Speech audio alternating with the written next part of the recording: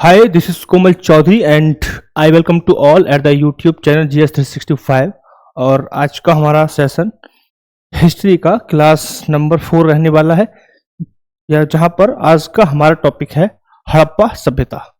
ठीक, जिसे हम कांस्य युगीन सभ्यता भी कहते हैं। डिस्प्ले पे आपको दिख रहा होगा कि आज का टॉपिक क्या रहने वाला है, राइट। तो ये है हमारा GS365 यूट्यूब चैनल जहां पर आप ये वीडियो देख रहे हैं। बट जिसे पीडीएफ चाहिए तो उसे कनेक्ट करना होगा हमारा टेलीग्राम चैनल, और वो है GS365@U। यहाँ पर आपको पीडीएफ मिलेगी।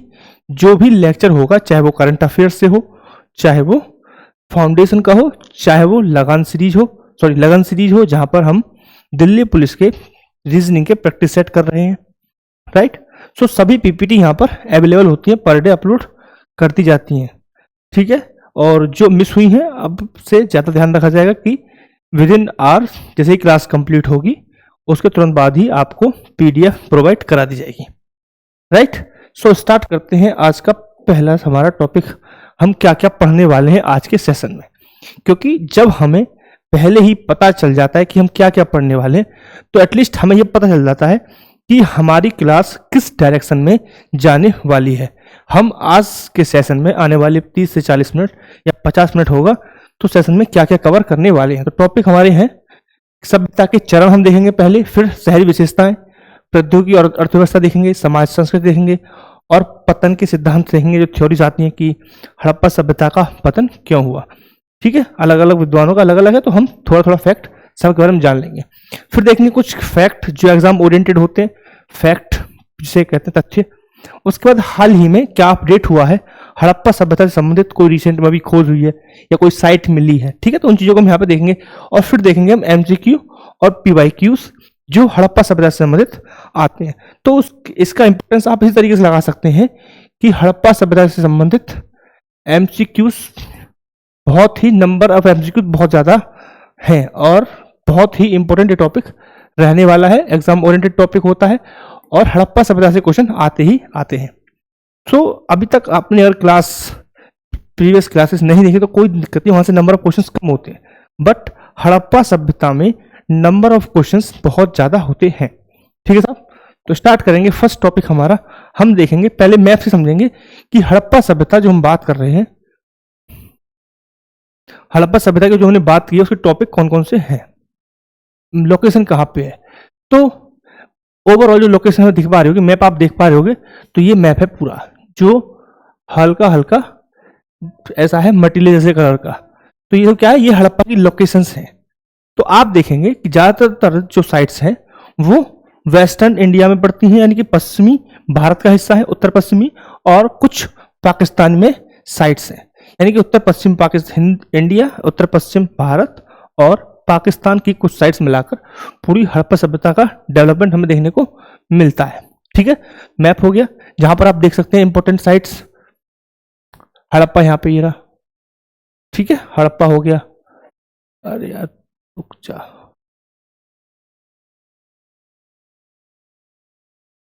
हड़प्पा हो गया, रोपड़ हो गया, ठीक है, मांडा उत्तरी मोस्ट पॉइंट ये रहा, ठीक है साहब, क्लियर। तो और यहाँ पे लोथल होगा गुजरात में, ये लोथल। तो ये बहुत साइट्स हैं जो बहुत ही इंपॉर्टेंट, मैप पे आप सब दिख रही होगी, मैप पे आपको सब दिखेगा, बट हमें इंपॉर्टेंट साइट हमें पता होनी चाहिए, कौन साइट कहाँ पड़ती है। राखीगढ़ी हो गया, हरियाणा में पड़ता है, ठीक है, क्लियर। तो ये हमारा मैप पे आपको थोड़ा सा ओवरव्यू मिल जाए, दिख जाएगा कि हड़प्पा सभ्यता का ओवरऑल जो लोकेशन थी, जो एरिया था वो कौन सा था, ठीक है। तो कौन सा था, उत्तर पश्चिम भारत, चाहे गुजरात की बात करें, चाहे हम हरियाणा की बात करें, चाहे हम राजस्थान की बात करें, कुछ हिस्सा में जम्मू कश्मीर का दिखता है, फिर पाकिस्तान में बलूचिस्तान हो गया, ठीक है। तो ये मेजर साइट्स हैं जहां पर हमें हड़प्पा सभ्यता के साक्ष्य मिलते हैं। अब देखेंगे टॉपिक की तरफ चलेंगे हम। फर्स्ट टॉपिक हमने बात की थी सभ्यता के चरण। जब हम बात करेंगे सभ्यता के चरण, यानी कि सभ्यता को जो हमारा सभ्यता कालखंड के रूप में हम समझे, समय के अनुसार समझे, तो हड़प्पा सभ्यता को 3 भागों में हमने डिवाइड किया है समय के अनुसार। पहली सभ्यता, पहला चरण था जहां पर 3300 ईसा पूर्व से लेकर 2600 ईसा पूर्व तक इस कालखंड को माना जाता है। इस कालखंड में इनिशियल फेज में बस्तियों का विकास देखने को मिलता है और मिट्टी के बर्तन के साक्ष्य यहाँ पर मिलते हैं। यानी कि यह चरण एक अल्प विकसित हमें दिखता है, यानी कम विकास की चीज यहाँ पे देखने को मिलती है। फिर जो दूसरा चरण आता है वो है परिपक्व हड़प्पा, यानी कि जिस हड़प्पा सभ्यता को हम गुणगान करेंगे, ज्यादा हमको पढ़ेंगे, वो होगी परिपक्व हड़प्पा सभ्यता। यानी कि मूल रूप से हम इस परिपक्व हड़प्पा सभ्यता को पढ़ेंगे जिसका कालखंड होगा 2600 ईसा पूर्व से 1900 ईसा पूर्व तक, जिस पर हम देखेंगे कि शहरी विकास, नगर नियोजन, ठीक है, और व्यापार, इन सब में हड़प्पा सभ्यता चरम पर होगी। यानी कि ये होगा एपेक्स लेवल या हाईएस्ट पीक पर होगी हड़प्पा सभ्यता इस समय पर। इसलिए इसे बोला जाता है परिपक्व हड़प्पा सभ्यता का काल। उत्तर हड़प्पा की बात करें तो इसमें हमें देखने को मिलेगा गिरावट, पतन के कारण यहाँ पर हमें देखने को मिलेंगे। इसमें जो पतन के कारण थे वो धीरे धीरे यहाँ पर पनप लगेंगे और अंततः हड़प्पा सभ्यता का पतन हो जाएगा, जिसे बोलेंगे हम उत्तर हड़प्पा। और यहाँ से नई बस्तियों की, नई संस्कृति, नई सभ्यताओं का जन्म होगा। ठीक है, तो ये थे हमारे तीनों कालखंड, आप देख सकते हैं जो मैंने बताया यहाँ पे लिखा हुआ है। ठीक है साहब, क्लियर पॉइंट। उसके बाद चलेंगे हम आगे। आगे हमारा है शहरी विशेषताएं, क्योंकि जब हम बात करते हैं हड़प्पा सभ्यता, तो हड़प्पा सभ्यता पहली नगरीय सभ्यता थी। हड़प्पा सभ्यता पहली नगरीय सभ्यता थी। ठीक है साहब, क्लियर। और अगर मैं बात करूं, एक थोड़ा सा फैक्ट जान लें हड़प्पा सभ्यता, थोड़ा बेसिक फैक्ट हम समझें हड़प्पा सभ्यता के बारे में। पहली नगरीय सभ्यता थी, यानी पहली बार नगरों का विकास हमें हड़प्पा सभ्यता में देखने को मिलता है। ठीक, इसे हड़प्पा सभ्यता ही क्यों कहते हैं? सबसे पहला क्वेश्चन आपके मन में आना चाहिए कि इसे हड़प्पा सभ्यता ही क्यों कहते हैं। हमने अभी 3 चरणों की बात की और इसे सभ्यता के चरण बताया, और हमने एक वर्ड यूज किया हड़प्पा। तो आपके मन में सीधा क्वेश्चन आना चाहिए, इसे हम हड़प्पा ही क्यों कहते हैं? हड़प्पा इसलिए कहा जाता है कि इस सभ्यता से संबंधित जो अवशेष पहली बार मिले थे वो हड़प्पा स्थान पर मिले थे, और यह है सिंधु नदी के किनारे पर था स्थान। दोबारा सुन लीजिए, पहली बार हड़प्पा सभ्यता के साक्ष्य सिंधु नदी के किनारे हड़प्पा स्थान पर मिले थे, इसलिए इस सभ्यता को हड़प्पा सभ्यता कहते हैं। ठीक है, इसका उत्खनन किसने कराया था? एक इंपोर्टेंट फैक्ट के रूप में आप जानिए कि हड़प्पा सभ्यता का उत्खनन कराया था राय बहादुर दयाराम साहनी। किसने कराया था? राय बहादुर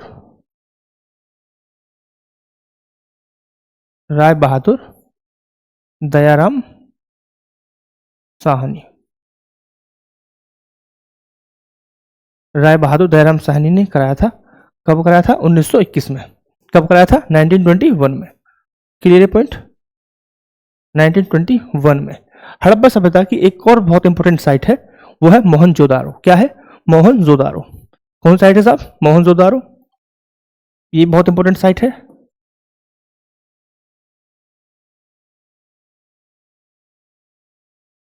इस साइट का उत्खनन किसने कराया था? इसका कराया था राखलदास बनर्जी। किसने कराया था? राखलदास बनर्जी।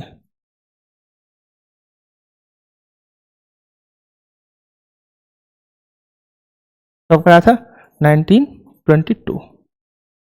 यानी कि दोनों ही साइट जल्दी ही एक दूसरे के साथ साथ ही लगभग खोजी गई है। लगभग एक तो 1921 में खोजी गई है हड़प्पा सभ्यता, क्योंकि हड़प्पा स्थान में मिला था, तो हड़प्पा स्थान पे जो साइट हड़प्पा साइट को खोजा गया था 1921 में, जिसका उत्खनन कराया था दयाराम साहनी ने। और उसी तरह मोहनजोदारो और एक इंपॉर्टेंट साइट है जिसका उत्खनन कराया था राखलदास बनर्जी ने, और 1922 में से कराया था। एक इंपॉर्टेंट फैक्ट जो आपको पता होना चाहिए, इस समय ASI क्यों कौन काम करता है? उत्खनन का काम करता है ASI, archaeological survey of India. ठीक है साहब, ये काम करता है उत्खनन का, और इस समय इसके चेयरमैन कौन थे? John Marshall. कौन थे? जॉन मार्शल थे। ये आपको पता होना चाहिए, इंपॉर्टेंट फैक्ट है। इस समय जब हड़प्पा सभ्यता और मोहनजोदारो का उत्खनन हो रहा था, तो उस समय ASI के महानिदेशक थे। कौन थे? John Marshall. ASI का जो स्थापना हुआ था उस समय, ASI की स्थापना के समय अगर मैं बात करूं, हम ASI की स्थापना की बात कर चुके हैं पहले ही लास्ट क्लास में, लेकिन उस समय जो वायसराय थे वो कौन थे? Lord Curzon. कौन थे? लॉर्ड कर्जन थे। कौन थे? लॉर्ड कर्जन थे।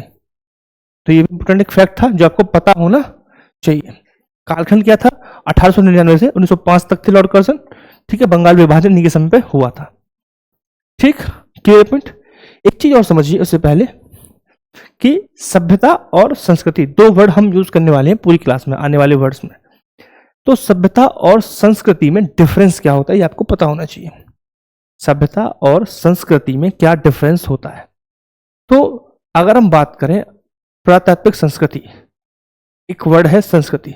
संस्कृति क्या होता है? किसी एक व्यक्ति के द्वारा, कोई व्यक्ति है और वह कोई कार्यशैली अपना रहा है, यानी कि वह कोई काम कर रहा है। सपोज करो मैं कोई स्पेशल काम कर रहा हूं, मैं कुछ भी कर रहा हूं, तो वो क्या है? वो मेरी संस्कृति है। समझ रहे हैं? एग्जाम्पल के रूप में मैं कुछ कर रहा हूं, मैं पढ़ा रहा हूं, तो मैं क्या हूं? मैं संस्कृति हूं। लेकिन जब बहुत सारे एरिया पर, जैसे कि मैं एक पर्टिकुलर स्थान पर पढ़ा रहा हूं और बहुत सारे आसपास के लोग पढ़ाने लगे, यानी कि एक पड़ोसी है वही पढ़ा रहा है, उसका पड़ोसी है वही पढ़ा रहा है, उसका पड़ोसी है वही पढ़ा रहा है, तो जब एक ग्रुप की बात होगी, बहुत सारे ग्रुप मिलके सेम काम कर रहे हैं, सेम संस्कृति से काम कर रहे हैं, तो वो कहलाएगी सभ्यता। समझ में आ गई? यानी कि पर्टिकुलर एक व्यक्ति कोई कार्यशैली कर रहा है तो वह होती है संस्कृति। इसी तरीके से बहुत सारे लोग किसी कालखंड किसी स्थान विशेष में अगर मिलजुल के काम करते हैं, समूह के रूप में काम करते हैं, तो उन संस्कृति के समूह क्या बोलते हैं? सभ्यता के रूप में हम समझते हैं। ठीक है, तो इसी तरीके से जब हम बात कर रहे हैं स्पेशल, अगर मैं हड़प्पा की बात करूं तो हड़प्पा क्या हो गई? संस्कृति हो गई। और जब मैं बहुत सारी साइट्स को मिला के बात कर रहा हूं तो वो क्या हो गया? हड़प्पा सभ्यता हो गया। इस तरीके से हम समझें कि मोहनजोदड़ो क्या है? पर्टिकुलर साइट की बात करता हूं तो वह क्या हो गया? संस्कृति हो गया। लेकिन हड़प्पा, मोहनजोदड़ो, लोथल, बनावली, है ना, कलिबंगा, इन सबको अगर मिला के बात करूं तो क्या हो गया? मेहरगढ़, इन सबको मिला के बात करूं तो मैं क्या हो गया? ये हो गया हड़प्पा सभ्यता का पार्ट। Clear point? क्लियर है? ठीक है, अब हम आगे बढ़े अगर, तो हमारे पास क्या पॉइंट है? अगर मैं शहरी विशेषताओं की बात करूं, क्योंकि हड़प्पा सभ्यता फेमस थी अपने किसके लिए? शहरी विन्यास के लिए, शहरी व्यवस्था के लिए हड़प्पा सभ्यता फेमस थी। ठीक है, तो लेआउट कैसा है? शहरी लेआउट की अगर बात करूं तो कोई भी साइट दो भागों में विभाजित थी। ठीक है, क्लियर पॉइंट? कोई भी साइट दो भागों में विभाजित थी,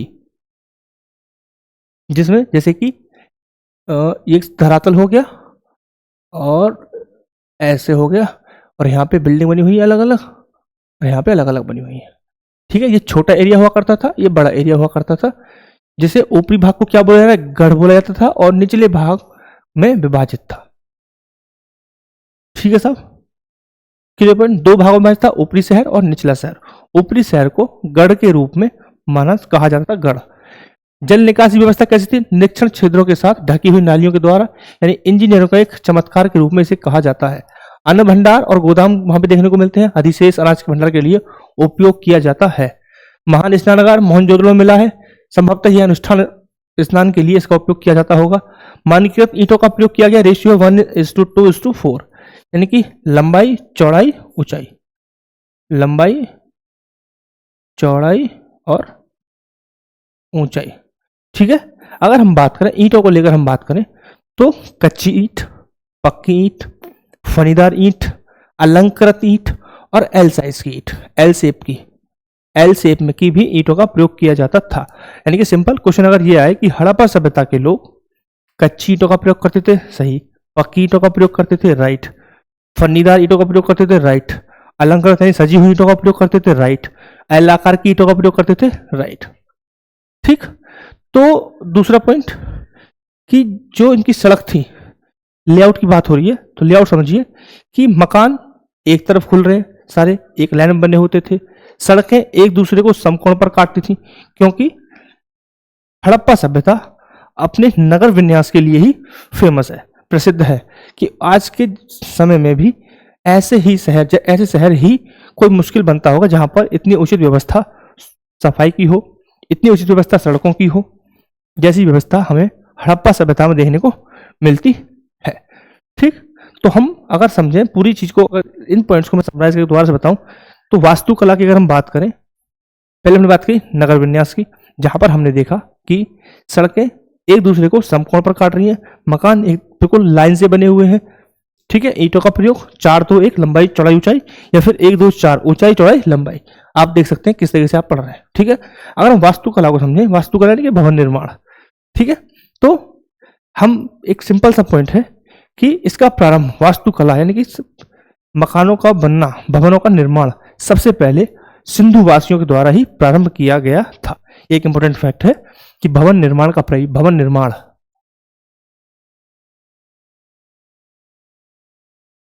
भवन निर्माण प्रारंभ किसके द्वारा किया गया था? प्रारंभ किया गया था सिंधु वासियों के द्वारा। किसके द्वारा? सिंधु वासियों के द्वारा।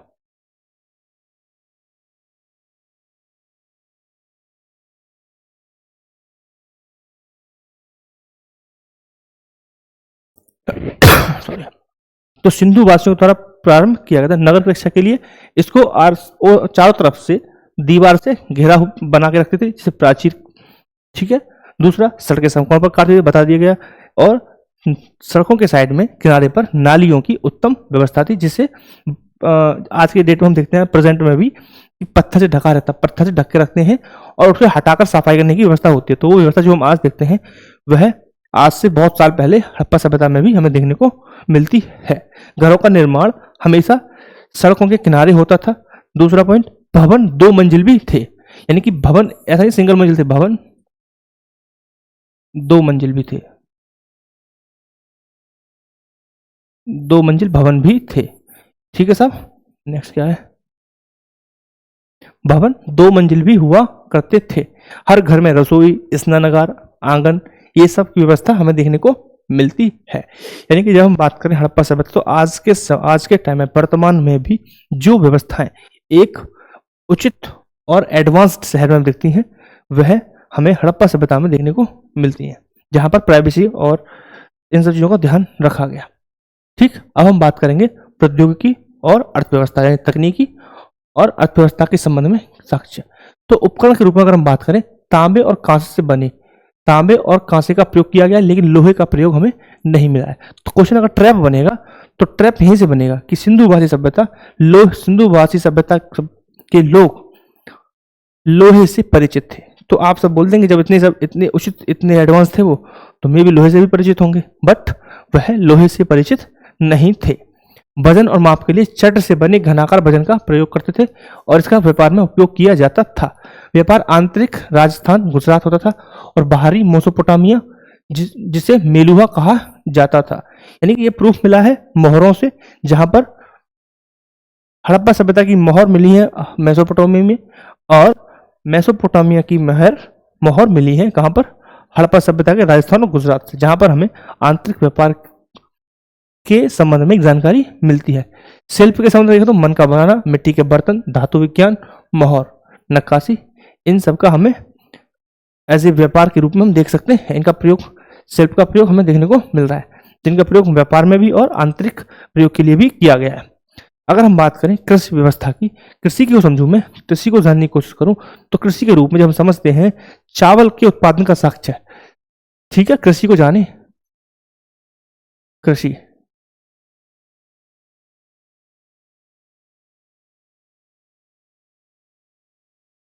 कृषि के रूप में चावल उत्पादन का साक्ष्य कहां मिला है? चावल उत्पादन साक्ष्य, बताइए भाई, आप कहीं ना कहीं पढ़े होंगे, इतना इंपॉर्टेंट चैप्टर है तो आपको पता होगा। चावल के ध्यान रखना, ऐसे क्वेश्चन आते हैं। तो चावल का उत्पादन साक्ष्य मिले लोथल और रंगपुर। ठीक है, लोथल और रंगपुर, लोथल और रंगपुर दो जगह से साक्ष्य मिले हैं चावल के। ठीक है, क्लियर पॉइंट। अगर हम बात करें, अगर मैं बात करूं बाजरा, अगर हम बात करें बाजरा कहां से मिला है? बाजरा का साक्ष्य कहां से मिला है साहब? बाजरा का साक्ष्य ये भी गुजरात से मिला है, लोथल और सौराष्ट्र। कहां से? लोथल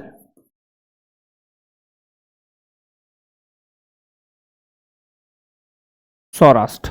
ये कहां पे दोनों लोकेशन? दोनों लोकेशन गुजरात में है। इसी तरीके से रागी की बात करें, रागी की अगर बात करो तो रागी कहां से मिला है भाई? रागी का भी हमें गुजरात से देखने को मिला है। लोकेशन है रोजदी, एक लोकेशन है रोजदी, और ये कहां पर है? ये है गुजरात में। कहां पर है? गुजरात में। Clear point.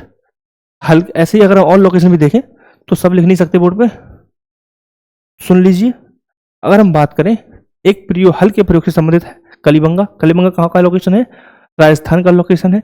इस तरीके से हम बात करें मिट्टी के बने हुए खिलौने, मिट्टी के बने हुए खिलौने हल का प्रयोग मिला है, वो भी कहाँ से मिला है? बनावली से। बनावली कहाँ पड़ता है? राजस्थान में पड़ता है।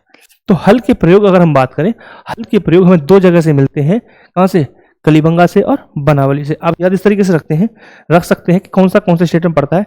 तो कृषि प्रधान हमारे जो बेल्ट है खेती कृषि वाली, उसमें दो इंपॉर्टेंट चीजें, पंजाब हरियाणा और पश्चिम उत्तर प्रदेश। ठीक है, तो हरियाणा बहुत प्रोमिनेंट है, तो वो सब जो खेती संबंधित साक्ष्य मिलते हैं वो मानेंगे हरियाणा से। ये याद करने के लिए आप समझ सकते हैं ऐसे, ठीक है, सिर्फ समझने के लिए। दूसरा इंपॉर्टेंट फैक्ट है कि कपास का उत्पादन सबसे पहले किसने किया था? हड़प्पावासियों ने किया था, इसलिए इसे इंडस नाम दिया था यूनानी लोगों ने। ठीक, तो यहां पर भी कोई एक्सेप्शन है, अपवाद है यहाँ पर गन्ने का साक्ष्य। तो अपवाद के रूप में समझिए गन्ने का साक्ष्य नहीं मिला है, यानी गन्ने का साक्ष्य नहीं है। तो ट्रैप कहां से बनेगा? ट्रैप बनेगा यहां से। ठीक है, तो ट्रैप को बहुत ध्यान रखना है, ट्रैप में आपको ट्रैप नहीं होना है। ठीक है साहब, क्लियर पॉइंट। तो यहां से हम निकल गए, जो हमारा लोकेशन था एक लोकेशन संबंधित, कृषि से संबंधित हम बात करते हैं हड़प्पा सभ्यता की प्रौद्योगिकी और अर्थव्यवस्था। तो अर्थव्यवस्था का मूल पाठ था कृषि और पशुपालन। तो ये था कृषि, और अच्छी तरीके से हम पशुपालन को समझें तो हड़प्पावासी हाथी और घोड़े से परिचित थे। ठीक है, याद रखना मैं क्या बोल रहा हूं, हड़प्पावासी हाथी और घोड़े से परिचित थे, लेकिन ये इन दोनों जानवरों को पालतू नहीं बना सके थे, यानी कि इनका प्रयोग नहीं किया गया है कहीं भी, बट ये दोनों से हड़प्पावासी परिचित थे। Clear point. अब आपको कैसे कहोगे, आप कैसे कह सकते हैं, हमें तो ये पढ़ा है कि हड़प्पावासी घोड़े से परिचित नहीं थे, बट सुत्तकोटदा एक क्या है? साइट है जहां पर घोड़े के अस्थि पंजर हमें मिले हैं। एक और साइट है राणा गुड़ई, जहां पर घोड़े के दांत के साक्ष्य मिले हैं। ठीक है, वहीं लोथल और रंगपुर से घोड़े की मरण मूर्तियां हमें देखने को मिली है। तो मैंने 3 लोकेशन बताई घोड़े से संबंधित, सुटकोटड़ा, ठीक है, सुरकोटड़ा, दूसरा राणा घुड़ई और तीसरा रंगपुर और चौथा लोथल। ठीक है, तो हमने 4 साइट बताई जहां से घोड़े के साक्ष्य मिले हैं। बट मैं फिर से कह रहा हूं, ये हाथी और घोड़े को पालने में असमर्थ थे, उनको पालतू जानवर नहीं बना पाए थे। हालांकि हमें देखने को मिलता है कि यह हाथी और घोड़े से परिचित थे। ठीक है, तो जिस तरीके से गन्ना एक एक्सेप्शन था, उसी तरीके से जानवर की अगर बात करूं तो शेर के साक्ष्य नहीं मिलते हैं। किसके साक्ष्य नहीं मिलता है? शेर के साक्ष्य नहीं मिलते हैं, शेर के साक्ष्य नहीं मिलते हैं। तो साहब ये भी आप याद रखेंगे कि शेर के साक्ष्य नहीं मिलते हैं। ठीक है, अब हम बात करेंगे व्यापार की। मैं आपको ये पॉइंट है ना, ये पॉइंट आपको समझाने की कोशिश कर रहा हूं ओपन करके। ठीक है, अब हम बात करेंगे व्यापार और वाणिज्य को लेकर, व्यापार और बिजनेस की हम बात करें तो एक इंपॉर्टेंट फैक्ट समझिए व्यापार से संबंधित।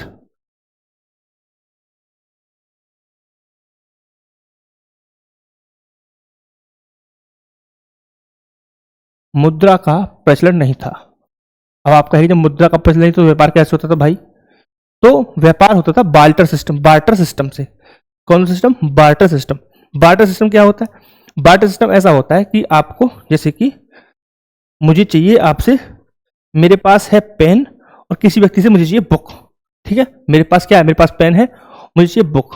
तो मैं क्या करूंगा, मैंने एक फिक्स कीमत कर रखी है, मेरे पेन ये मेरे पास ये पेन है, जिसके बदले में मुझे 2 बुक चाहिए। तो मेरे पास एक और बुक है, ये रही। तो मेरे को क्या चाहिए? तो मैंने फिक्स कर रखी थी कि मुझे एक पेन के बदले 2 बुक चाहिए। तो मैं क्या करूंगा, इस व्यक्ति को एक पेन दे दूंगा दूसरे वाले को और 2 बुक ले लूंगा। इससे क्या हो गया? पैसे का आवागमन नहीं हुआ है, लेकिन चीजें एक दूसरे के साथ शेयर कर दी गई। इसे बोला जाता है बार्टर सिस्टम। ठीक है, तो बार्टर सिस्टम के द्वारा क्या होता था? व्यापार होता था, मुद्रा का प्रचलन नहीं था। हालांकि व्यापारी अपनी पहचान के लिए मोहरों का प्रयोग करते थे। किसका? मोहर का प्रयोग था। मोहरों का प्रयोग करते थे, ठीक है, अपनी पहचान के लिए। ठीक है साहब, क्लियर। और ऐसी मोहर अगर हम बात करें, व्यापार संबंधित मोहर कहां पे मिली है? लोथल पे मिली है। ठीक है, अब आप याद कैसे रखेंगे कि सर लोथल कैसे याद रख सकते हैं? क्योंकि लोथल क्या था? एक पोर्ट था। यानी कि जब हम बात कर रहे हैं अंतरराष्ट्रीय व्यापार की, बाहरी व्यापार की हम बात करें, तो लोथल क्या था? एक पोर्ट था और पानी के व्यापार के लिए एक इंपॉर्टेंट चीज हो गई है। ठीक है साहब, तो पोर्ट पर ऐसी मोहरें मिलना सिंपल सी बात है। अगर बिजनेस किया होगा बाहर तो वहां पर ऐसी मोहरें हमें मिल जाएंगे। ठीक है, दूसरा इसी तरीके से आप समझेंगे मिट्टी की नाव। मिट्टी की नाव के साक्ष्य भी यहां पे मिले हैं, मिट्टी की नाव के साक्ष्य। ठीक है, मिट्टी की नाव के साक्ष्य भी यहां पे हमें मिले हैं। ठीक है, क्लियर पॉइंट, ध्यान रखना समझिए व्यापार को। अगर हम बात करें व्यापार से संबंधित और हमें क्या चाहिए, उस समय पे गाड़ी घोड़ा कुछ हुआ करता था? नहीं हुआ करता था। उस समय चलती थी बैलगाड़ी। ठीक है, दो पहिए की गाड़ी। तो दो पहिए गाड़ी यानी कि जो बैलगाड़ी ऐसी होती है उसकी बात हो रही है। उसके साक्ष्य कहां पर मिले हैं? उसके साक्ष्य मिले हैं हमें मोहनजोदड़ो से। तो दो पहिए की गाड़ी, दो पहिए की गाड़ी कहां मिले हैं? मोहनजोदारो में। कहां मिले हैं साहब? मोहनजोदड़ो। इसे मोहनजोदारो लिखेंगे। ठीक है, इसी तरीके से नाव का चित्र, एक नाव का भी मिला, कहीं से मिला है। ठीक है, ठीक, यहीं से क्या मिला है? नाव का चित्र भी मिला है।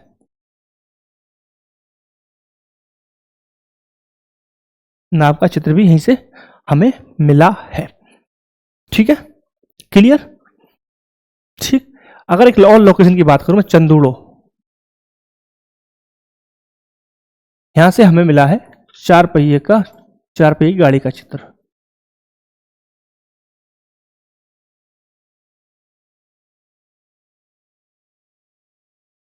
चार पहिए की गाड़ी का चित्र हमें यहां पे देखने को मिला है। तो मुझे बताइए कि आपको व्यापार समझ में आ गया? व्यापार करने के लिए दो इंपॉर्टेंट चीज हो गई। पहला होना चाहिए मुद्रा। मुद्रा थी नहीं, व्यापार कैसे होता था? बार्टर सिस्टम से होता था। पहचान कैसे करेंगे? तो व्यापारी मोहर लगाते थे अपनी कि ये मेरी मोहर है तो मेरा सामान होगा, और इस पे उसकी मोहर लगी हुई तो वो उसका सामान होगा। ये पहचान का तरीका हो गया। ठीक है साहब, ऐसी साक्ष्य कहाँ मिले? मोहर के साक्ष्य कहाँ मिले? लोथल से मिले हैं। लोथल में कहीं और कुछ मिला है? जी हाँ, मिट्टी की नाव का साक्ष्य भी लोथल से मिला है।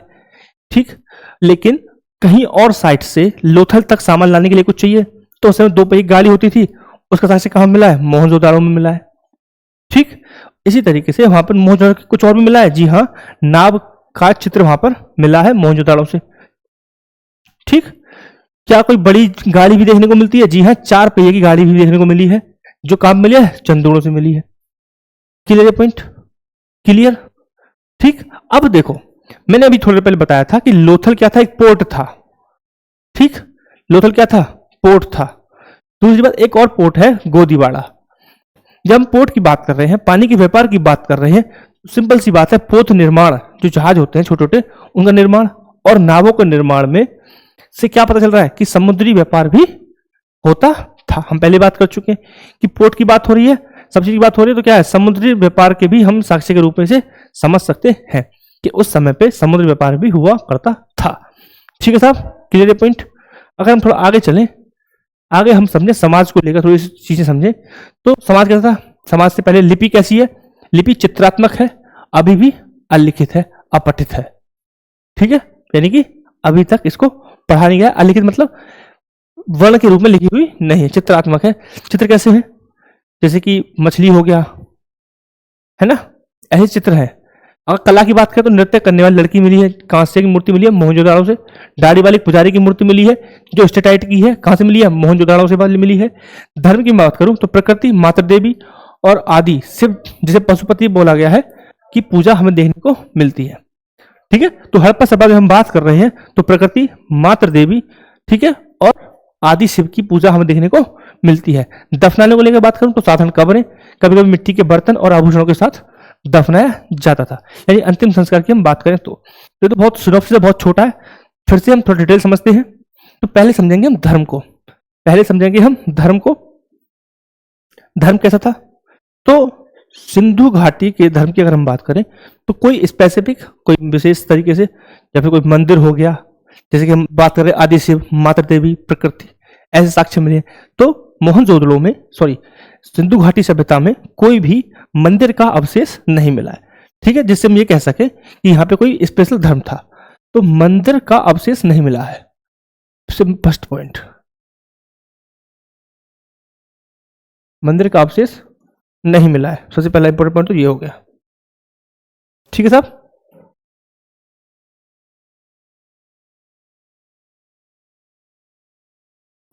ठीक है, तो मंदिर का अवशेष नहीं मिला है। ठीक, हालांकि मोहनजोदड़ो में एक संभावित मुद्रा में ध्यानरत योगी की मूर्ति हमें देखने को मिली है, जो पद्मासन मुद्रा में योगी का अंकन हुआ, जिसे हम आदिशिव बोल रहे हैं, पशुपति मोहर के रूप में हम बोल रहे हैं। ठीक है, दूसरा एक और चीज हमें मिली है, हमें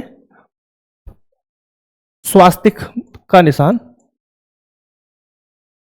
स्वास्तिक का निशान हमें मिला है, स्वास्तिक का, ठीक है, स्वास्तिक का निशान हमें मिला है, जो सूर्य की पूजा का प्रतीक है। हालांकि धर्म क्या था इस बात को लेकर चर्चा है, बट स्पेसिफिक कोई साक्ष्य नहीं मिला है कि कोई मंदिर मिले जहां पर हम ये कह सके कि हिंदू धर्म का क्या था, मुख्य स्थान था। तो स्वास्तिक मिला है, जो सूर्य की पूजा का प्रतीक माना जाता है।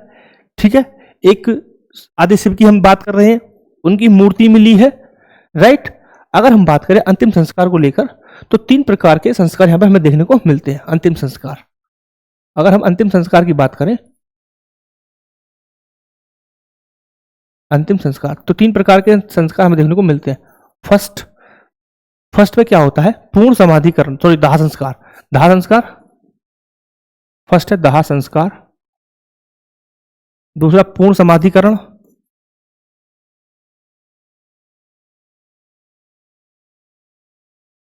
और थर्ड क्या है हमारा, आंशिक समाधिकरण, आंशिक समाधिकरण, आंशिक समाधिकरण। 3 प्रकार की समाधि हमें देखने को मिलती है। दाह संस्कार की जब हम बात करते हैं, यानी सबको, इस व्यवस्था में सबको पूर्ण रूप से जलाया जाता है। जैसे कि हम हिंदू धर्म में देखते हैं कि मृत्यु होने के बाद सबको जलाया जाता है, इसे बोला गया दाह संस्कार। क्या बोला गया? इसे बोला गया दाह संस्कार। ठीक है, इसी तरीके से जब हम बात कर रहे हैं आंशिक समाधिकरण में, यानी आंशिक समाधिकरण क्या था, जिसमें पशु पक्षियों के खाने के बाद, ठीक ध्यान दो ना, कि पहले सबको पशु पक्षियों के हवाले सौंपा जाता था, वो खा लेते थे, और बचे हुए पार्ट को क्या कर रहे हैं, जमीन के अंदर दफना दिया जाता था। यह व्यवस्था देखने को मिलती है पारसी समुदाय में। किसमें? पारसी समुदाय में।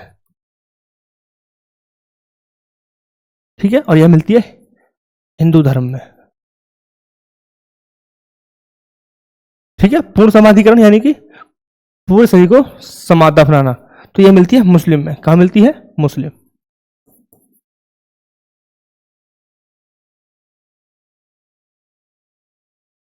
ठीक है, तो इस प्रकार की व्यवस्था हमें दफनाने को लेकर मिलती है। ठीक है, क्लियर पॉइंट, क्लियर है। जब हम बात करें दफनाने की, तो दफनाने की क्या व्यवस्था थी कि एक कब्र में एक व्यक्ति को दफनाया जाता था, बट कलिबंगा और लोथल से ऐसे साक्ष्य में मिले हैं जहां पर पेयर में दफनाया गया, यानी कि 2 लोगों को दफनाया गया या फिर 3 लोगों को दफनाया गया। ठीक है, एक स्पेशल केस ये है कि रोपण से, स्पेशल केस में लिख रहा हूं कि स्पेशल केस से क्वेश्चन आ जाते हैं, फिर आप कंफ्यूज नहीं होंगे। ठीक है,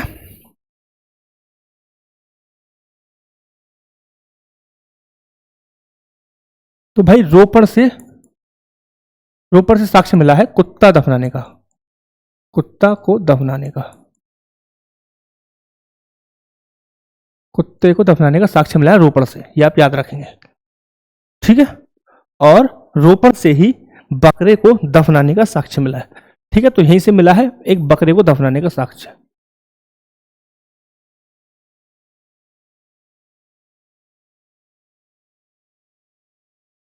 बकरे को दफनाने के साक्ष्य यहां पर मिले हैं। क्लियर पॉइंट समझ में आ गया सब चीजें? ठीक, अगर हम लिपि की बात करें तो हड़प्पा सभ्यता की लिपि भाव चित्रात्मक थी। हम पहले बात कर चुके हैं हड़प्पा सभ्यता की लिपि चित्रात्मक थी, यानी भाव चित्रात्मक थी। तो लिपि कैसी है? भाव चित्रात्मक।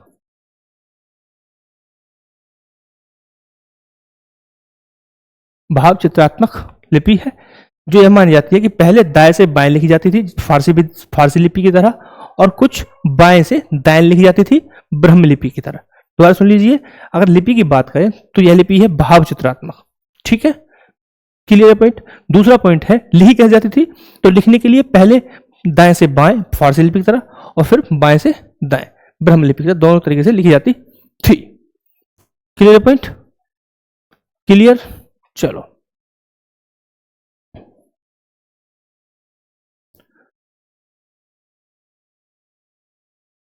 अब बात करेंगे पतन के सिद्धांत को लेकर कि पतन हड़प्पा सभ्यता का कैसे हुआ। तो कुछ लोगों का मानना है कि पर्यावरण, सरस्वती और नदियों का क्या हो गया? उन्मूलन हो गया था। एक सरस्वती जैसी नदियों का सूखना, आर्थिक व्यापार नेटवर्क का पतन हो गया था, आक्रमण सिद्धांत आर्यन द्वारा आक्रमण कर दिया गया। लेकिन इस पे क्या चल रहा है? बहस चल रही है अभी, ये फुल फ्लेश प्रूफ नहीं है। आंतरिक कारक है संसाधनों का अत्यधिक उपयोग और शहरी पतन। देखो एक चीज समझो कि सरस्वती नदी व्यापार का मुख्य स्रोत थी। जो आंतरिक व्यापार की बात कर रहे हैं, ऐसी नदियों का सूखना व्यापार को प्रभावित किया। और आप सभी को पता है कि जो नगरीय सभ्यता होती है, नगर व्यवस्था होती है, वहां पर कृषि से ज्यादा लोग व्यापार में इन्वॉल्व रहते हैं। तो व्यापार का अगर डाउनफॉल आएगा तो कहीं ना कहीं सभ्यता के लिए भी वो अच्छी बात नहीं होती है। इस तरीके से आर्थिक व्यापार का नेटवर्क का पतन हो गया, आक्रमण होने लगे, आर्यों का आक्रमण हुआ, हालांकि बहस चल रही है। ठीक है। दूसरा आंतरिक, जब शहर विकास होता है तो कहीं ना कहीं संसाधनों का अतिरिक्त दोहन किया जाता है, जिससे भी शहरी पतन को एक क्या होता है? शहरी पतन की संभावना बढ़ जाती है। ठीक। अगर आप फैक्ट की बात करें तो हड़प्पा सभ्यता के एक कब्रिस्तान है, उसका नाम है R37। क्या है सब नाम? समाधि का नाम, कब्रिस्तान का नाम है R37। ये याद रखना भाई, कब्रिस्तान।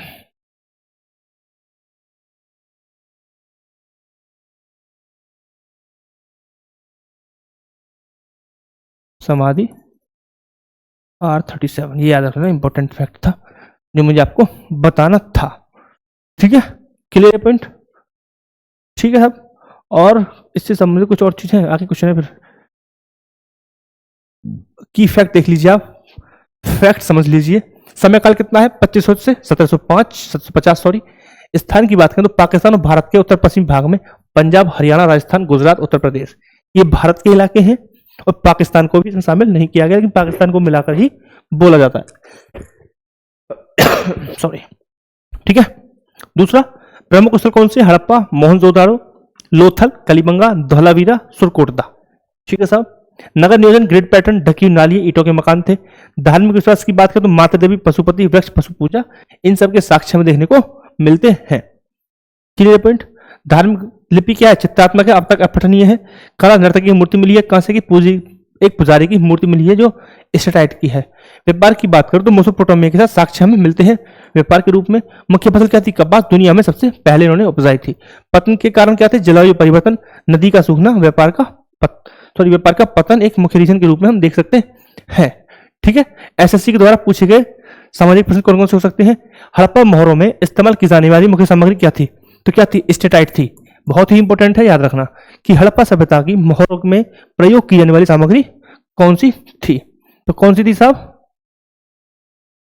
कौन सी? स्टेटाइट थी। इसी तरीके से किस साइट पर डॉकयार्ड के साक्ष्य मिले हैं? लोथल पे डॉकयार्ड के साक्ष्य मिले हैं। घोड़े के अवशेष कहां पर पाएंगे? सुरकोटदा में मिले हैं। मुख्य व्यवसाय क्या था? व्यापार था। मैंने क्या बताया था कि जब नगरीय व्यवस्था होती है तो वहां पर लोग कृषि की जगह व्यापार को चुनते हैं और व्यापार में ज्यादा इन्वॉल्व होते हैं। तो मुख्य व्यवसाय क्या था? व्यापार था। सबसे पहले किस फसल की खेती की गई थी? कपास की खेती, इसलिए से इंडस भी कहा गया लोगों के द्वारा। ठीक है, क्लियर? हाल की खोजों की अगर हम बात करें तो गुजरात के कच्छ के क्षेत्र में 5300 साल पुराना एक प्रारंभिक हड़प्पा स्थल खोजा गया है, जिसमें दुर्लभ मिट्टी के बर्तन और दफनाने की प्रतिक्रिया सामने आई है। यानी गुजरात के कच्छ के क्षेत्र में एक नई साइट मिली है जहां पर हमें क्या मिला है? मिट्टी के बर्तन के साक्ष्य और दफनाने की प्रथाएं वहां पर सामने आई है। दूसरा क्या है, उसी क्षेत्र में पूर्व हड़प्पा मानव बस्तियों के साक्ष्य भी शहरीकरण से पहले एक लंबे सांस्कृतिक विकास का सुझाव देते हैं। यानी कि पूर्व हड़प्पा मानव बस्तियों के साक्ष्य भी हमें गुजरात में मिले हैं। ये रिसेंट खोज है, रिसेंट डेवलपमेंट है आने वाले समय के लिए। अभी जो रिसेंट डेवलपमेंट है 1-2 साल पुरानी ही इन्फॉर्मेशन है। ठीक है साहब, क्लियर है पॉइंट? क्लियर? ठीक, यहां से हमारे होंगे एमसीक्यू स्टार्ट। एमसीक्यू स्टार्ट होने से पहले एक चीज और समझ लीजिए, एक चीज समझ, उससे पहले हम कुछ साइट्स की बात कर लेते हैं। यानी कि 2-3 साइट्स हमारी इंपॉर्टेंट है, जो अभी साइट्स मैंने बता दी कौन सी कहां पड़ती है कुछ क्वेश्चन के साथ साथ, बट कुछ साइट्स ऐसी हैं जिनके बारे में हमें पता होना चाहिए। ठीक है, जैसे कि हमें पता होना चाहिए कि नॉर्थ, साउथ, ईस्ट और वेस्ट में कौन कौन सी साइट्स हैं। तो नॉर्थ में साइट है मांडा, कौन सी साइट है? मांडा। ठीक है साहब, क्लियर?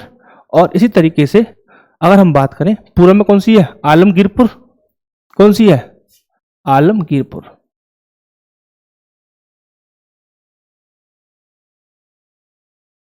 ठीक है, वेस्ट में क्या है? सुतका गेंडोर। सुतका गेंडोर ये वेस्टर्न है। और इसी तरीके से साउथ में कौन सी है? दैमाबाद। ठीक है साहब, ठीक है, क्लियर है पॉइंट? क्लियर है पॉइंट? नॉर्थ से साउथ का डिस्टेंस लगभग कितना है? 1400 किलोमीटर है। कितना है साहब? यहां से लेकर यहां तक कितना है?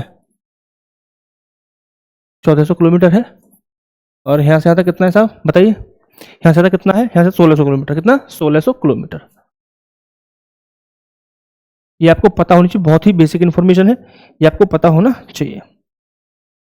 ठीक है साहब, अगर हम बात करें क्या कि जो मांडा है वह उत्तरी मोस्ट है। कौन सा है? उत्तरी मोस्ट, यानी सबसे उत्तरी स्थान है मांडा। ठीक है, मांडा क्या है? सबसे उत्तरी स्थान है। दिख रहा है आपको मांडा?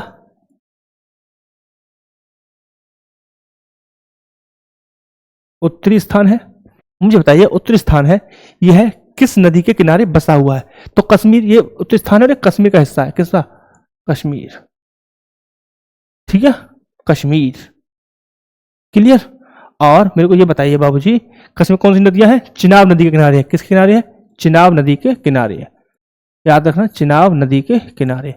मैं ये बता रहा हूं क्योंकि अर्थ उसका सभ्यता का फैलाव कहां तक है, कौन सी साइड उत्तरी मोस्ट है, कौन सी दक्षिणी मोस्ट है, कौन सी पूर्वी मोस्ट है, इससे एग्जांपल सॉरी पेपर में आए हुए क्वेश्चन है। और एसएससी के क्वेश्चन तो बहुत बार रिपीट होते हैं और अच्छे क्वेश्चंस सिविल्स में भी रिपीट हो जाते हैं। ये बहुत बड़ा मिथ है कि रिपीट नहीं होते हैं। हमने उस दिन देखे थे जब एमसीक्यू लगाया था, एक दिन सेशन किया था हमने, तो बहुत सारे क्वेश्चन रिपीटेशन थे। ठीक है, तो ये कौन सा है? चिनाब नदी के किनारे है और ये अखनूर जिले में पड़ता है। कहां पड़ता है? अखनूर। अखनूर।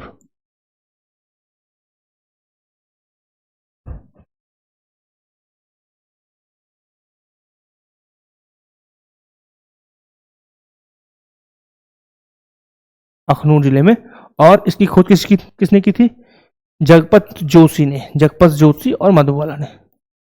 ठीक है साहब, जगपत जोशी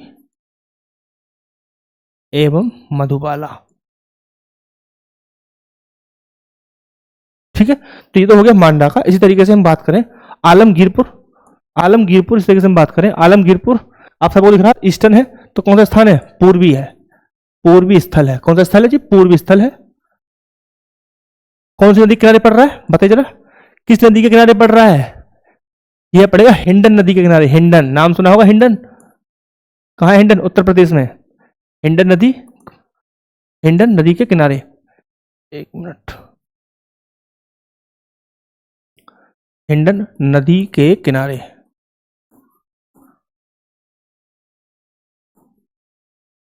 हिंडन नदी के किनारे पड़ता है। और ये कहां पड़ेगा? जिला कौन सा इसका? मेरठ। कौन सा जिला है? मेरठ। लो जी मेरठ वालों खुश हो जाओ। ठीक है, खोज किसने की थी? यज्ञदत्त शर्मा ने। किसने की थी भाई? यज्ञदत्त शर्मा जी ने उत्खनन कार्य किया है। यज्ञदत्त शर्मा जी, यज्ञदत्त शर्मा जी ने इसका किया है। इस साइड पे अगर हम बात करें तो इस साइड पे रोटी बेलने की चौकी हमें मिली है। क्या मिला है?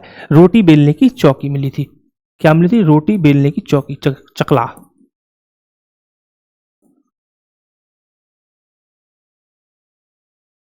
रोटी बेलने की चौकी हमें यहाँ पे मिली थी। ठीक है, इसी तरीके से हम पढ़े दैवाबाद को जाने, तो दैवाबाद क्या था भाई? साउदर्न क्या है? दक्षिणी मोस्ट है, दक्षिणी स्थल है। दक्षिण स्थल है, इससे मतलब क्या है? दक्षिण मोस्ट, दक्षिणी स्थल।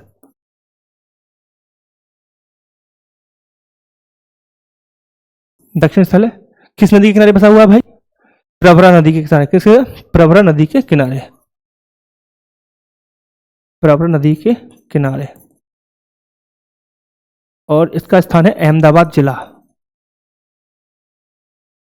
एक इंपॉर्टेंट चीज, अहमदाबाद ये गुजरात वाला नहीं समझेगा कोई, ये महाराष्ट्र का है। ये महाराष्ट्र वाला है अहमदाबाद। इसे कोई भी गुजरात वाला नहीं समझेगा। और यहां पर मिले हैं सवाधान के साक्ष्य। किसके मिले हैं? सवाधान के साक्ष्य। सवाधान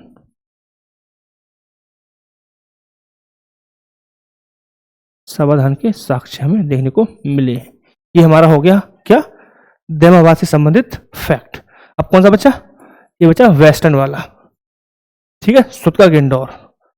सुतका गेंडोर किस नदी किनारे है? दास्क नदी के किनारे। किस किनारे? दास्क नदी के किनारे है ये। ठीक है साहब, किसके किनारे हो गया? दास्क नदी के किनारे।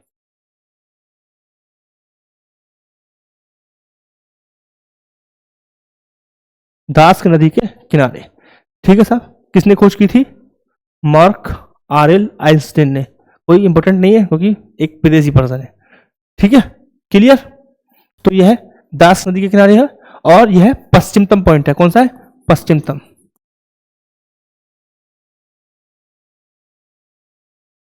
पश्चिमतम स्थल आप लगा सकते हैं। पश्चिमतम स्थल कहां पे होगा? ये पाकिस्तान में होगा, ऑब्वियसली बात है। ठीक है, क्लियर। और यहां पे कोई मोहर या कोई उत्कीर्ण वस्तु नहीं मिली है। क्लियर। तो ये था हमारा एक ओवरऑल, जहां पर आपको पता होना चाहिए कि भाई मेरे जो ओवरऑल फैलाव है सब किसका? हड़प्पा सभ्यता का, वो आपको पता होना चाहिए। ठीक है, क्लियर। एक चीज बताइए कि हमें पता कैसे चलता है कि कोई वस्तु इतनी पुरानी है, इतने साल पहले की बात हो रही है? तो भाई मेरे उसका पता चलता है हमें कार्बन डेटिंग के द्वारा। किसके द्वारा? कार्बन डेटिंग के द्वारा। यानी कि C14 कार्बन 14 एक प्रोसेस है जिसके द्वारा हम किसी वस्तु का ये पता लगा सकते हैं कि वो कितनी कितनी उसकी आयु है। कैसे पता करते हैं? हर सजीव वस्तु एक निश्चित कार्बन होल्ड करती है, और जब तक वो जीवित रहती है तो वह कार्बन अवशोषित करती है। बट जब उसकी मृत्यु हो जाती है तो क्या होता है? वह कार्बन एब्जॉर्ब नहीं करती है। तो धीरे धीरे कार्बन की कमी होने लगती है। तो हम कमी के आधार पर यह निकाल लेते हैं कि इतनी कमी आ गई तो इसकी एज इतनी हो गई। यानी कि अगर मैं एक सिंपल सा एग्जांपल दूं तो C14 अगर आधी रह जाए तो हम मान लेते हैं कि उस वस्तु की आयु 5568 थी। ठीक इसी तरीके से अगर पूरी खत्म हो जाएगी तो डबल कर दो इसका। यानी कि कार्बन डेटिंग के द्वारा हम 50,000 वर्ष पुरानी वस्तुओं का या जीवाश्म का पता लगा सकते हैं। ठीक, अगर इससे पुरानी हुई तो क्या होगा? इससे पुरानी हुई तो हम यूरेनियम डेटिंग का प्रयोग करेंगे। इसी प्रकार से जिस तरीके से हम C14 यानी कार्बन डेटिंग का प्रयोग करते हैं, उसी तरीके से फिर हम यूरेनियम डेटिंग का प्रयोग करेंगे। यानी कि सिंपल सी बात है कि कार्बन 14 C14 अगर कम है तो क्या हो गई? वस्तु ज्यादा पुरानी है, यानी कि कार्बन की मात्रा ज्यादा निष्कासित हो चुकी है। इसी तरीके से अगर कार्बन 14 अधिक है, यानी कि उसमें भी कार्बन 14 बहुत ज्यादा है, तो क्या वो वस्तु नवीन है, नई है। ठीक है, तो इस तरीके से हम निकालते हैं C14 के द्वारा कार्बन डेटिंग के माध्यम से। तो ये आपको पता चल गया क्लियर पॉइंट। अब हम कुछ क्वेश्चंस करेंगे। पर्पज ये था क्वेश्चन लाने का कि आपको पता चले कि भाई कितना इंपॉर्टेंट है ये चैप्टर। ठीक है, मैं किसी चैप्टर के साथ MCQ PYQs नहीं लाया हूं। इसका इसलिए लाना था कि आप हड़प्पा सभ्यता की इंपोर्टेंस को समझें। ठीक है, क्लियर। और बहुत सी चीजें जो मैंने थोड़ा स्किप किया है उसकी वजह यह है कि सेशन बहुत लंबा हो जाता, पहले से ही बहुत लंबा हो गया तो ज्यादा लंबा सेशन नहीं कर पाते। आइए, हड़प्पा सभ्यता की खोज किसने की? फर्स्ट क्वेश्चन है मेरा, हड़प्पा सभ्यता की खोज किसने की? तो हम लिखवा चुके हैं। दयाराम साहनी ने की थी, अरे यार कहां जा रहा तू, हम लिखवा चुके हैं दयाराम साहनी ने की थी 1921 में। ठीक है, क्लियर। जॉन मार्शल कौन थे, ये सब आपको पहले बताया जा चुका है, तो हमें पता होना चाहिए बस कि दयाराम साहनी थे और उन्होंने 1921 में हड़प्पा सभ्यता की खोज की थी। नेक्स्ट आइए, नेक्स्ट क्वेश्चन अगर मैं करूं, लोथल किस चीज के लिए प्रसिद्ध था? महल स्नानागार, अन्न भंडार, बंदरगाह या फिर पशुपति मोहर। मैंने आपको क्या समझाया था कि लोथल एक पोर्ट था, एक बंदरगाह था, साफ साफ बोला था नहीं बोला था, क्वेश्चन आया हुआ है। लोथल क्या था, किस प्रकार का साइट था, एक बंदरगाह था जहां पर हमें पोत और नाव चित्रांकन की साक्ष्य मिले हैं, बताया था मिट्टी के। ठीक, अब आइए नेक्स्ट, हड़प्पा सभ्यता की लिपि कैसी थी? ब्रह्मलिपि, खरोष्टी, चित्रलिपि या नागरी लिपि? बताइए, अभी बताया था, साफ साफ लिखा हुआ है चित्रलिपि। कैसी थी? चित्रलिपि थी। कैसी थी बाबूजी? ये आ गया, कैसी लिपि है? चित्रात्मक लिपि थी। ठीक है, तो भाई अगर अटेंटिव हो क्लास सुनोगे तो बहुत ही इजी हो जाता है पढ़ना, कोई तोप नहीं है, बुक से क्वेश्चन आ रहे हैं। नेक्स्ट आइए, नर्तकी की मूर्ति किस धातु की बनी थी? कांसे की बनी थी भाई, मोहनजोदड़ो से मिलती। कहां से मिलती? मोहनजोदड़ो से मिली थी। मोहनजोदड़ो खोज किसने की थी? 1922 में राखलदास बनर्जी ने। किसने की थी? राखलदास बनर्जी। ठीक है, ये भी दिखाऊं क्या? ये भी दिखाऊं क्या? ये रही नर्तकी की मूर्ति कांसे की मिली थी, ये मोहनजोदड़ो से मिली थी, ये भी है।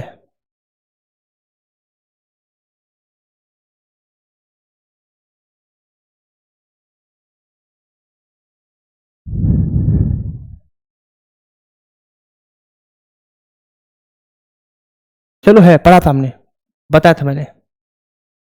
ठीक है, आगे बढ़ते हैं, नेक्स्ट क्वेश्चन की तरफ चलते हैं। ठीक है साहब, अरे कहाँ रह गया, क्वेश्चन निकालना था मेरे को। क्लियर है, नर्तकी मूर्ति कहां से मिली थी? मोहनजोदड़ो से मिली थी, 1922 में मिली थी। ठीक है, नेक्स्ट हमारा क्या है? सुरकोटदा किस सुरकोटदा किस खोज के लिए प्रसिद्ध है? यानी सुरकोटदा में क्या मिला था? हमने बताया था अवशेष मिले हैं घोड़े के।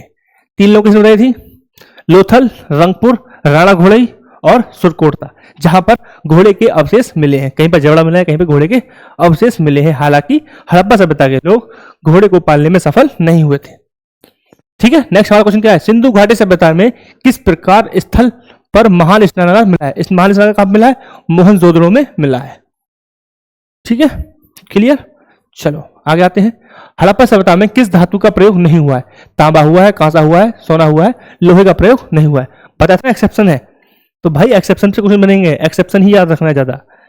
नेक्स्ट न्यूज देखिए, नेक्स्ट क्वेश्चन, किस स्थल को सिंधु घाटी की मैनचेस्टर कहा जाता है? ये है इंपॉर्टेंट, ये मैंने पढ़ाया भी नहीं है, ये आपको क्वेश्चन से सीखो। तो भाई ऑप्शन करेक्ट है चंदूड़ो। चंदूड़ो को मैनचेस्टर कहा जाता है सिंधु घाटी का, और ये बहुत ही अच्छा क्वेश्चन है, इसे आप मार्क कर लीजिए, इंपॉर्टेंट है, कहीं भी आपको दिख जाएगा, बहुत इंपॉर्टेंट है।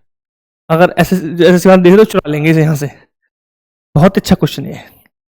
ठीक है, सिंधु घाटी सभ्यता के किस स्थल से कपास के सबसे पुराने साक्ष्य मिले हैं? बताइए, कपास के सबसे पुराने साक्ष्य कहां पर मिले हैं?